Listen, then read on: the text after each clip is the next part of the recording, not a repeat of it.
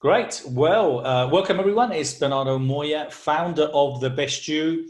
And thank you and welcome to the series of webinars that I call Inspiring People Interviews. It's a webinar, it's a podcast, and it's an opportunity for me to connect with amazing individuals that, either I follow or people that are speaking, exhibiting at the expos or have been involved in some of the amazing things that we do. So I'm delighted to interview today Colleen, who's going to be sharing some great ideas with us today and at the expo. And I'm going to do a very quick introduction. I'm going to ask her to give us kind of like the sweet and short version of what she does. So Colleen Biggs strives to reach all women through influence, to encourage the understanding that in order to be, to have, and to do anything in life that you desire, you must first gain clarity.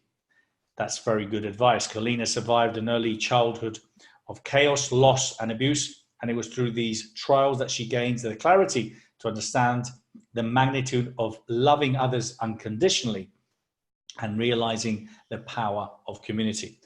She is an inspiration to others by helping them realize their worth, gain clarity, and show up. She believes that life is about thriving and not simply surviving. So I love your bio, Colleen. So thank you so much for being here.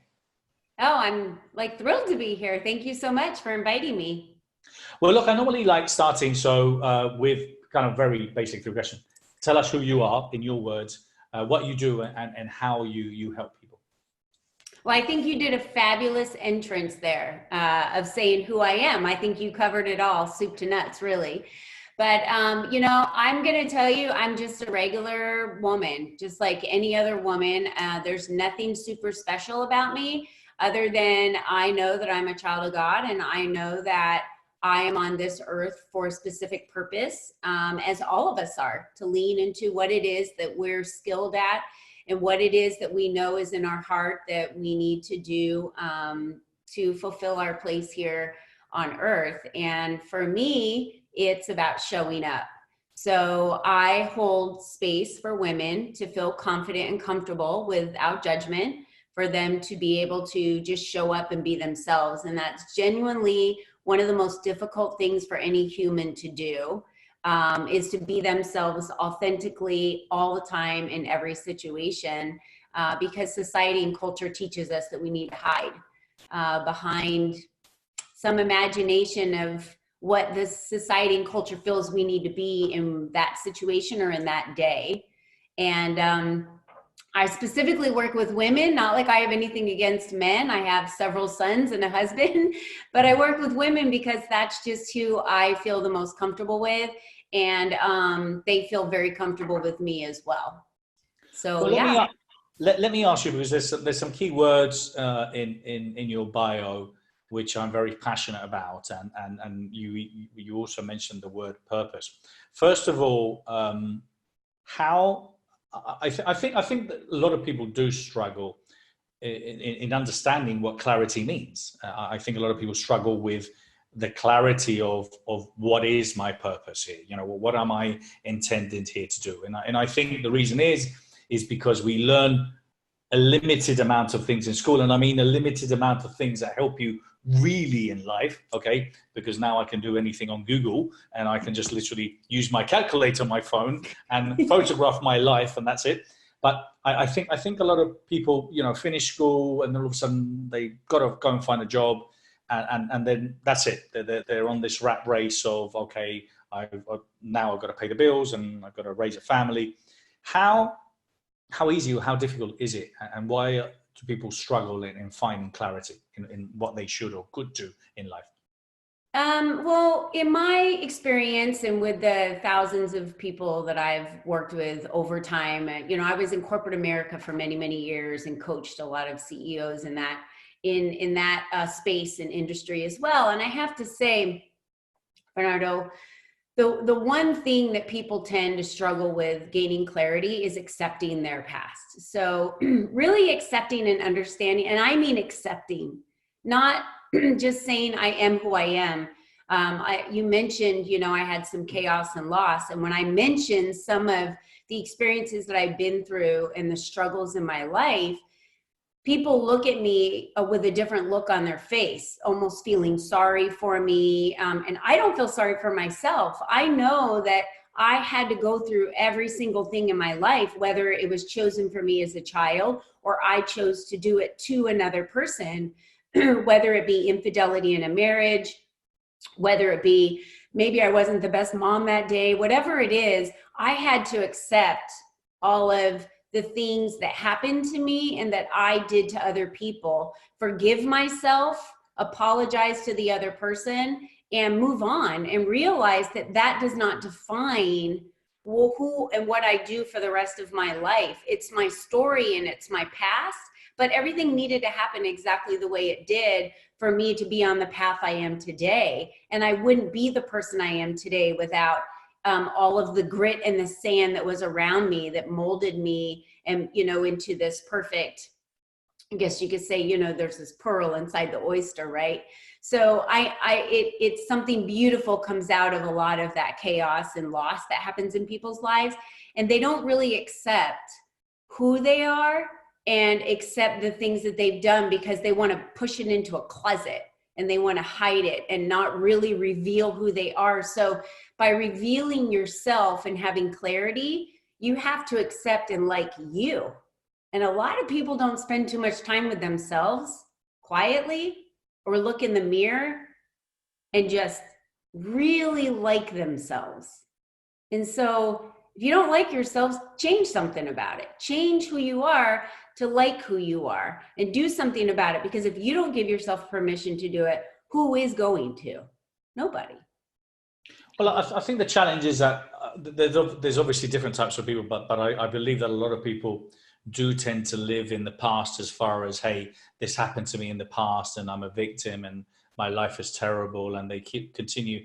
Other people are solution driven, they've left whatever those challenges are, and they're looking at where they're going and what their objective is in life. But I suppose it's down to thinking, as you said, either, people understanding how to think and what to focus on. So how, in your opinion, can we help people to perform, because, okay, understanding and appreciating and accepting what's happened is fine, but how do I now go and find purpose? How can I be clear about what I want? What advice would you give someone? The advice I give people when I'm working with them and clients and women, I also have a podcast on the radio. And so women that I talk to and interview and work with, one of the biggest pieces of advice is you don't have to find your purpose. Like, it's not outside of yourself. It's really tapping into the answers that we have inside of us. So anyone who hires a coach or goes to a therapist, the answers are generally all already within us. It's just a matter of having somebody from the outside show us a different perspective and giving us the guidance to understand how to tap in to ourselves to gain that clarity. And this world is so rushed. And one of the biggest pieces of advice that I can give people is to slow down. The first thing I do when I work with clients is request 10-minute alone time for them every morning. Just 10 minutes for them by themselves to start quieting their mind, to start listening, because we have a very intuitive intuition that talks to us and tells us, hindsight's 2020. Oh, I knew I should have done this, but instead I chose to do that, right? So when we listen to ourselves and we really understand what it is that's nudging at us, that we know is on our heart, that we know we want to do, but as Mel Robbins would say, in 5 seconds, we tend to talk ourselves out of it, right? We want to listen to what our spirit or what our intuition or whatever you would call it is trying to tell you, because it's always right. And we tend to want to fight against that and go upstream a lot and look for validation on why that's the right choice of something you should do when your intuition is always right. So that's something that takes a little bit of work and practice daily to do. And really the second piece on that is gratitude. When you're not focused on things in your past. So if someone's depressed, it's focusing on the past. If someone has anxiety, they're focused on the future. This is something I'm sure is very basic that you know. And so we tend to not be able to be in the present. You know, social media, and we look at everyone else's photos. We want to live their life. We want to be something different. And when we are just enough, exactly where we are. And I think where people miss the point is, I have to make a certain amount of money. I have to have a certain amount of friends. I have to have a certain job. I have to produce a certain amount every single day to be worth something. But you're worth and you're enough just being who you are. You don't, you know, and I think that's what puts pressure on us in society so much, especially women who aren't able to have children. They have pressure that they need to be a mother, or if they choose not to have children, you know, that's their choice. They shouldn't be looked at based on what the average is or what society is saying is or isn't. And I think we tend to not want to stand out, right? We want to blend in so we're not noticed. But just as our unique fingerprint is different than anybody else's in the world, we're built to stand out, to do things our way, to be different. And that's what excites me, because I know that when I talk to women and when we have these conversations, you can see their brains just going, because they're already going inside themselves knowing, yeah, I know I like to do this. But especially as mothers, Bernardo, I have to say, when we get married, we take on a different identity. We take on someone else's last name. When we become a mother, we take on that role of being a mother. So we have so many identities. It's so hard to even keep ourselves in the forefront. I remember when my kids grew up and moved out, I legit didn't even remember what kind of food I like to eat, where I like to shop, or what color I liked, because it was really everything about whatever my kids wanted. I would shop where they wanted and do the hobbies that they wanted to do, and it was always about them. So, you know, as I got older and really finding myself and realizing what it is that our purpose is, and how you can confidently show up in the world just as you, and knowing that that's enough, that it just changes your life.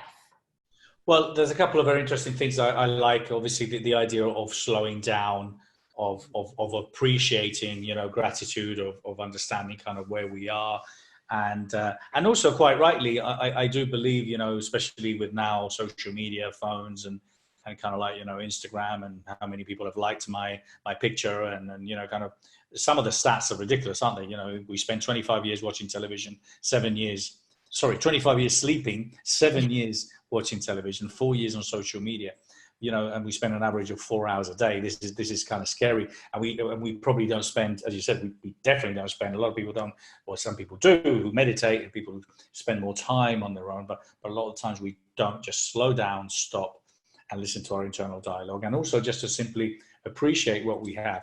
And I think it is that. I think sometimes, you know, people might not realize that they're actually happy, you know, that they might be happy, or you know, knowing that you've got a couple of healthy kids, and you've got a house, and you've got your phone, and you can go on holidays. These are amazing things that sometimes we just don't take for granted, do we? And so I suppose what I was trying to come to, that love starts with yourself, isn't it? Love is the key word, and it's something that I believe is missing, or we're missing the point sometimes, but it starts with loving ourselves, isn't it?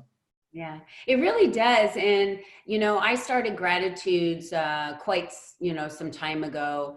And it really does just give you a different perspective every day when you start your morning, just listing gratitudes of things in your life that you're thankful for. We forget the simple things like electricity and hot water, and just the basics that we enjoy in, you know, in America, where I am in Arizona.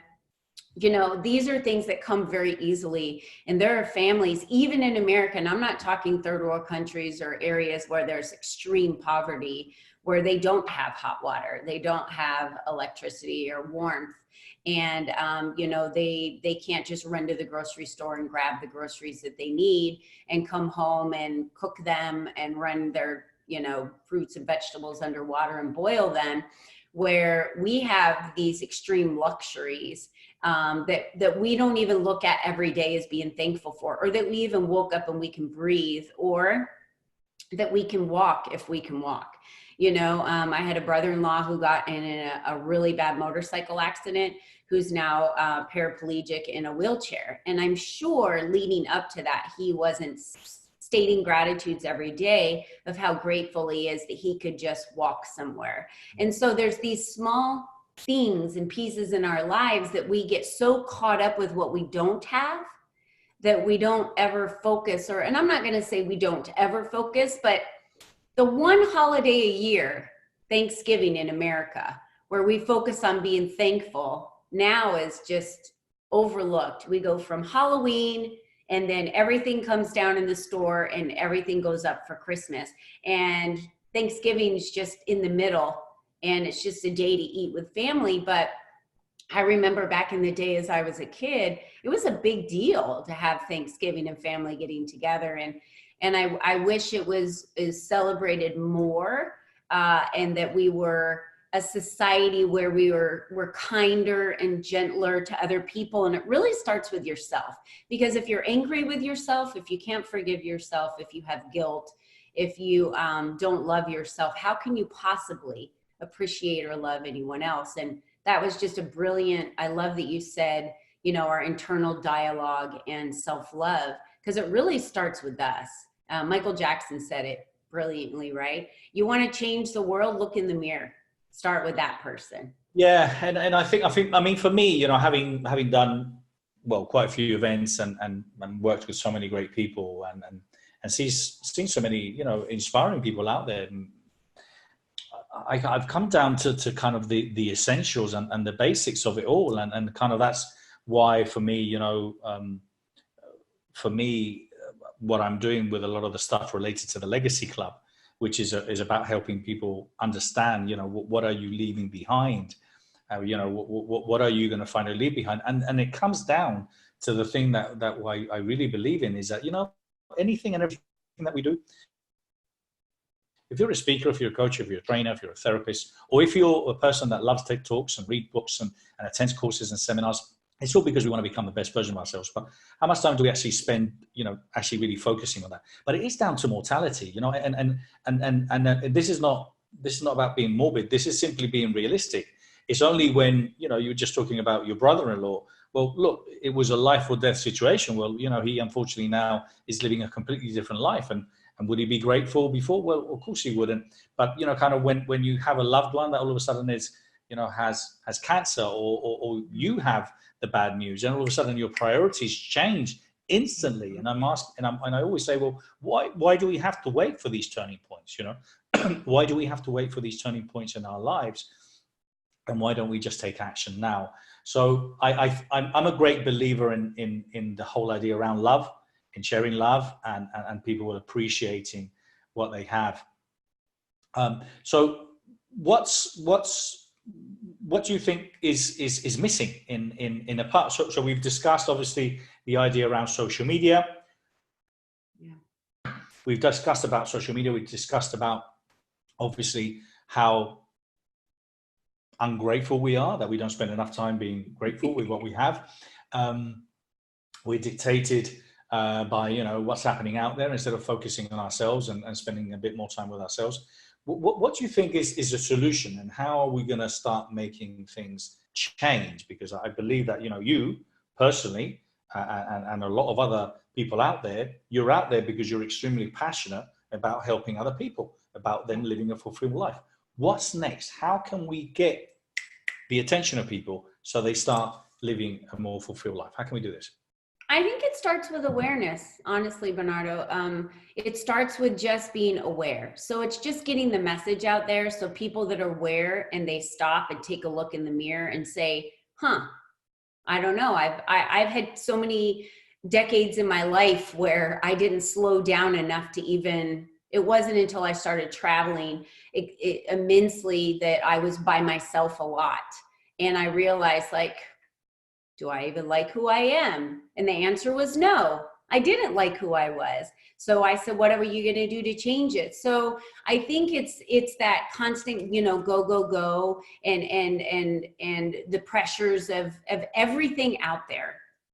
And it's all about awareness. Once the message is out there and you hear it, and you hear it again, and you hear it another time, and we've touched you 8, 9, 10, 11 times, and you're like, finally I get to the point where I look in the mirror, or I sit for a minute and think, what do I like? Because, you know, we have to produce. We just have to be busy constantly. To sit and do nothing isn't I guess, accepted, because that you're not moving things forward. But in actuality, I think the more that we go back inside and have our internal dialogue, as you talked about, and we have that dialogue, I think it starts with awareness, for us being able to listen and have an internal dialogue with ourselves, and then B, accepting who we are, exactly who we are today, and understanding that we have built, this is where it shocks a lot of people, and I'm sure you've had these conversations.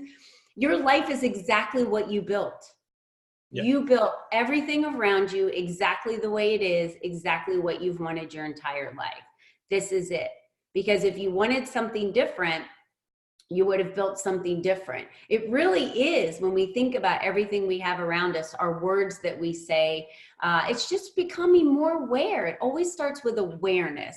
Once you have the awareness and you're understanding and listening to the words that you're saying, you're listening internally to the dialogues, you're listening to your instincts and your intuition. Once we start doing these things, then we can start changing our behaviors, which then eventually those behaviors become habits. And then we just don't know how to do it any other way because we're doing it every day.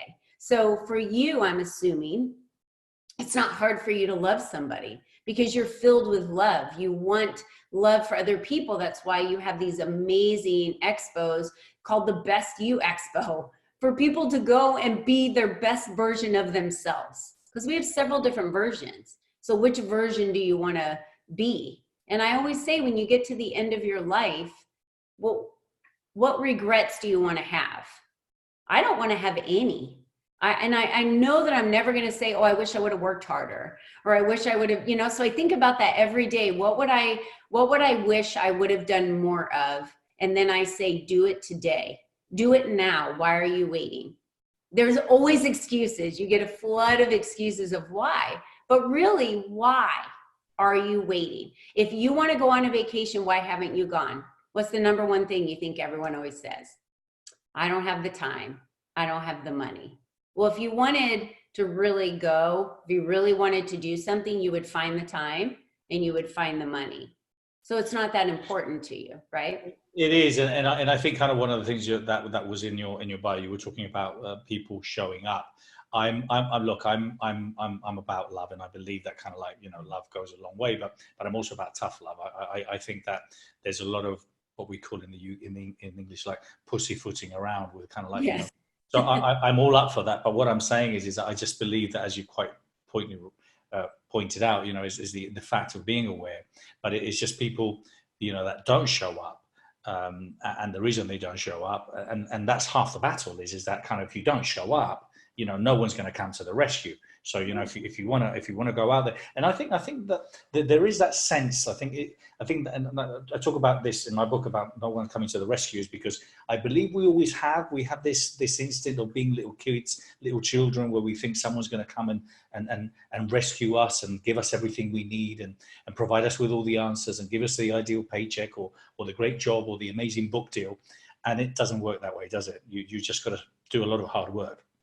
Mm-hmm. You do. And, you know, again, we're guided. We are guided. So if we listen to ourselves and we listen to our instincts and our intuition, we are guided to where it is that we need to go to do things. So I don't think that the load has to necessarily be a heavy load.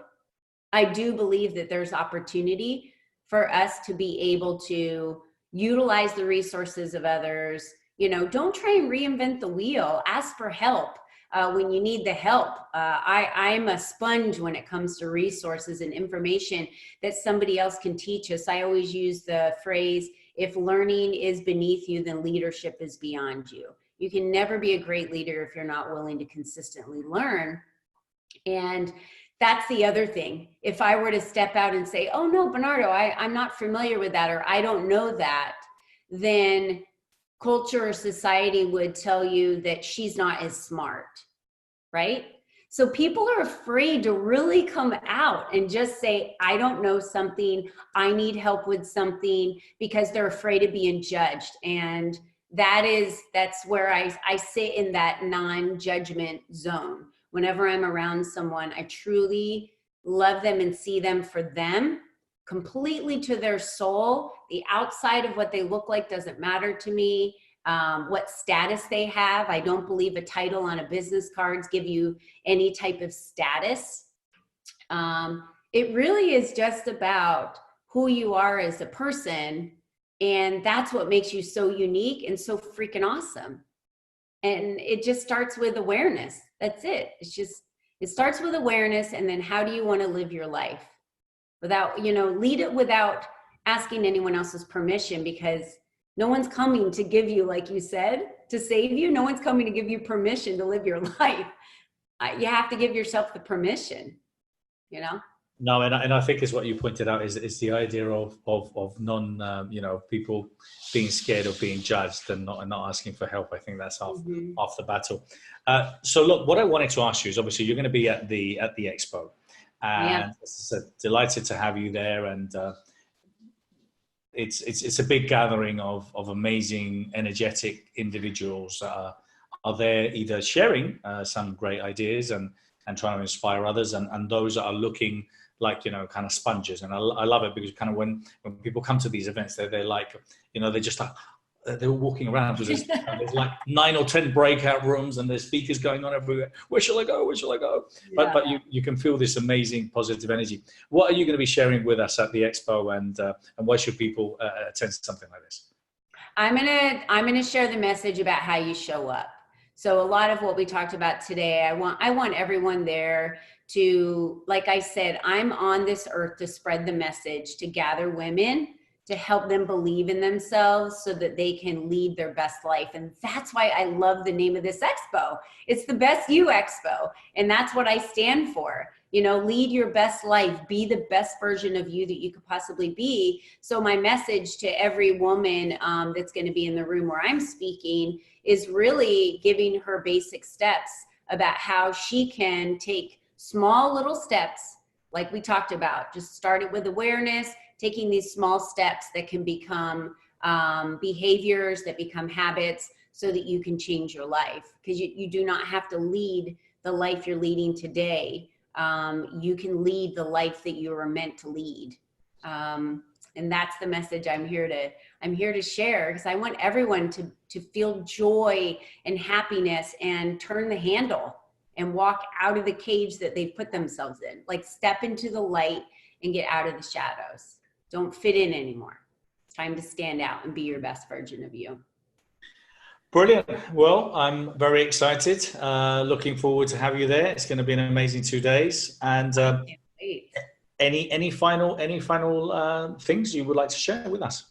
Oh, sorry. Apart from the fact of where they can find you, please share with me kind of any final ideas you've got. I just wanted to thank you for starting this. I didn't know anything about this. I was introduced from a few friends, and I love that there are so many people in the world that also love others and are really trying to help others. You're lifting others up selfishly or unselfishly, genuinely from your core. You just want to lift others and help them succeed in life. And so thank you. Thank you for doing that and putting this together, and all of your efforts and the books that you write and the messages that you send to people. I'm very thankful to be able to be on the show with you. And I'm also thankful that I woke up And I also want to lift other people and help women. And for anyone out there who's contemplating if they should attend, the answer is yes. It is a small investment of time in your life for you to be surrounded by this vibration and be in the room with these energies and all of the people that are going to be there. I've interviewed several of them already, talked to so many women already that are going to be there. It's going to be an incredible event. The vibrations are out of this world of how high they are, and we need to surround ourselves with people that can help lift us. So if anyone's thinking, I'm stuck in my life, we're always kind of feeling stuck, get yourself around people with a higher vibration, get yourself around people with this energy, because they will help get you unstuck. Well, thank you so much. One of the things that we do in the Legacy Club, one of my anchors is I always say everything that I do, everything we do from a place of love. And I use my hand like that, from a place of love. So when I'm going into a room, I just go like that, and all my guys go from love. So everything we do at the Best You and what we do there is we do from a place of love.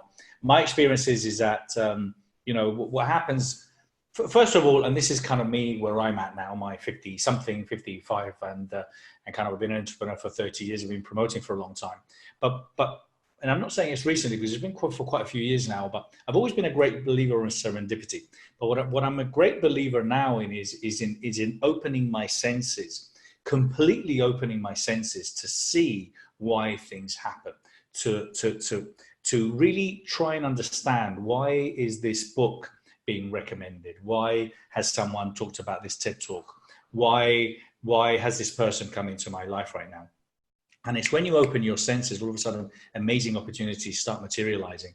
That's what happens at an event like ours, whereby someone might come to see someone else, and all of a sudden they might bump into you, and all of a sudden, their life has changed because you've said something, because you've helped them. That happens in a massive scale. So yes, I'm a great believer in the vibration and being open to these senses. But again, I want to thank you so much for supporting us. Thank you for being there. How can people find you? How can they find me? So my contact information is leadupforwomen.com. That's the company that I run and own, and we're an all-women organization. And anyone who is looking for additional information can go there, or they can email us at info@leadupforwomen.com. We're on Facebook, social media, Instagram, all of them, leadupforwomen.com. It's really easy, Lead Up for Women. That's where you can find us. Perfect. Thank you so much. And for all of those that basically, Colleen's going to be at the Best You EXPO. I am. Her talk will be recorded, so it'll be out there on the platform as well. It'll be a podcast, and you've got all her information. So thank you so much for being here. I'm very thankful and can't wait to meet you in LA. I'm looking forward to meeting you in person. Take care. Well, thank you so much. Thank you so much.